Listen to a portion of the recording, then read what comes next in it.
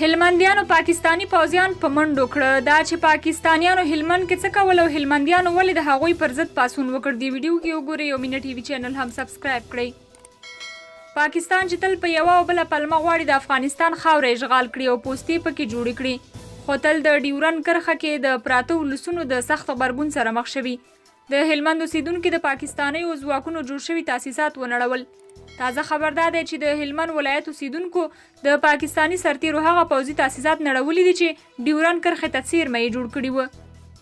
هغه ویډیوګانې چې په ټولنیزو رسنیو کې خپرې شوي ښکاره کوي چې د هلمند ولایت لسګونه اوسیدونکي چې ان د کم عمر هم پکې دي د پاکستانیو ځواکونو تاسیسات په بیلچو نړوي او سرتیر یې په زوره له سیمې باسي.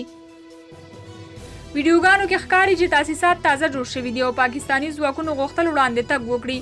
د معلوماتو پر اساس دغه سیمه چې اوس پکې پاکستانیو ځواکونو تاسیسات جوړ کړي کلونه د طالبانو تر حاکمیت لاندې وه. معلومات ښایي چې یادې سیمې طالبانو پاکستانی ځواکونو ته ورخوشي کړي چې تاسیسات پکې جوړ کړي. د هلمند ولایت سیمه ییزو مسؤلینو تر اوسه د دې موضوع په تړاو څه نه دي ویلي. د یادونې وړ ده چې تر دې مخکې هم پاکستانی پوځیانو په مختلفو ولایتونو کې د افغانستان خاوره کې د پوستو جوړولو هڅې کړې وي، خو د افغانانو د غبرګون او پاڅون وروسته په شا شوي.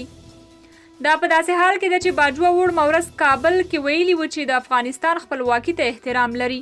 قدرمنو کتونکو، تاسو د پاکستانی پوځیانو د کار او د هلمند ولسونو غبرګون په اړه څه نظر لرئ؟ نظریات مو کمنټ کې ولیکئ او د نورو ویډیوګانو لپاره مینا یوټیوب چینل سبسکرایب کړئ.